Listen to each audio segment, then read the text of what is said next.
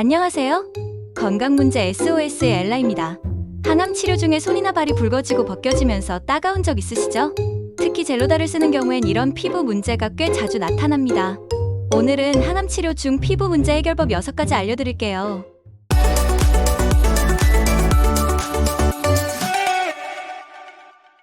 항암 치료 중 피부 문제 왜 생기는 걸까요? 원인을 알아야 제대로 대처할 수 있겠죠? 첫 번째 원인, 항암 치료가 피부 세포도 함께 손상시키기 때문이에요. 항암제는 암세포처럼 빠르게 분열하는 세포를 공격해요. 피부가 바로 그렇게 빠르게 자라는 조직이거든요. 그래서 항암제로 빠르게 공격받아서 피부가 손상돼요. 두 번째 원인, 말초 부위에 항암제가 집중되기 때문이에요. 항암제는 몸 전체로 퍼지지만 젤로다나 5-플로로 유라실 같은 항암제는 손과 발끝에 더 많이 쌓입니다. 특히 말초 혈관에 더 쌓이는데요. 그래서 손이나 발에 피부 벗겨짐, 가려움증이 먼저 시작됩니다. 세 번째 원인, 반복적인 자극 때문이에요. 손과 발에 작은 혈관, 즉 모세혈관이 항암제로 손상되면 작은 마찰에도 쉽게 붉어지고 벗겨지는데요. 많이 걷거나 손을 자주 사용하면 마찰이 생겨 증상이 더 심해질 수밖에 없어요. 네 번째 원인, 항암제로 인한 염증 반응 때문이에요. 항암제는 염증을 유발하는 물질, 즉 사이토카인을 많이 분비하게 만들어요. 안 그래도 약해진 피부에 염증 분비물까지 내보내니 증상이 악화될 수밖에 없겠죠. 다섯 번째 원인, 피부 보호막이 약해지기 때문이에요. 피부는 보호막 같은 역할을 해요. 그런데 항암제는 이 보호막을 무너뜨립니다. 보호막이 없으니 쉽게 병균이 침입하고 예민해집니다. 원인을 알았으니 이제 이런 피부 문제를 해결하는 6가지 방법 알아볼까요? 첫 번째, 항암제 조절과 약물을 바꿔볼 수 있어요. 피부 증상이 너무 심해졌다면 참지 말고 주치의분과 꼭 상의해보세요. 약물의 변경이나 형태를 바꾸면 피부 부담이 덜해질 수도 있거든요. 두 번째, 피부 재생을 돕는 보습과 영양관리예요.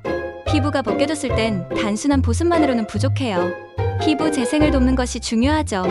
유레아, 세라마이드, 라놀린 같은 성분이 들어간 보습제가 피부 건조함을 막아주고요. 비타민C와 비타민 E는 염증을 완화하고 피부 재생에 도움을 줍니다. AHCC는 염증 유발 물질을 줄이고 면역세포를 증강시켜 감염 예방에 도움이 돼요. 실크 아미노산은 피부에 필요한 영양을 꽉꽉 채워주는 역할을 해요. 피부에 무너진 장벽을 다시 쌓아주는 거예요. 세 번째, 찜질과 마사지 이용하기입니다. 피부가 붉고 따가울 땐 환한 피부를 달래주는 게 먼저예요.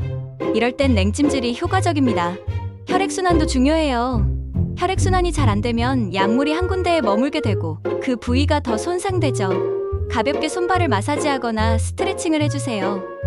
네 번째, 신발과 장갑 활용하기입니다. 최대한 마찰을 줄여야 자극이 덜하겠죠? 그렇다고 손과 발을 안 사용할 수는 없잖아요. 신발은 딱딱하고 딱 맞는 신발보다는 부드럽고 헐렁한 신발을 신고 평상시에도 얇은 면장갑을 착용해보세요. 다섯 번째, 음식도 중요해요. 좋은 음식이 피부를 보호하고 강화시키는 것 아시죠? 좋은 단백질을 섭취하는 것은 기본이고요. 특히 항산화 작용이 있는 베리류나 녹황색 채소가 큰 도움이 됩니다. 여섯 번째, 마음 건강도 함께 챙기기입니다.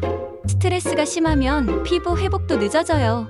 가벼운 산책이나 영상, 음악 감상 등을 통해 스트레스는 꼭 해소하시고요. 잘 안 되시면 심리 상담을 받아보시는 것도 추천드려요.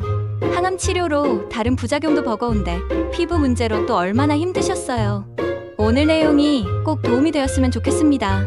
도움이 되셨다면 좋아요 잊지 마시고 비슷한 고민이 있는 분들과도 함께 나눠주세요. 더 궁금하신 점은 댓글로 건강문제 SOS 남겨주세요. 엘라였습니다.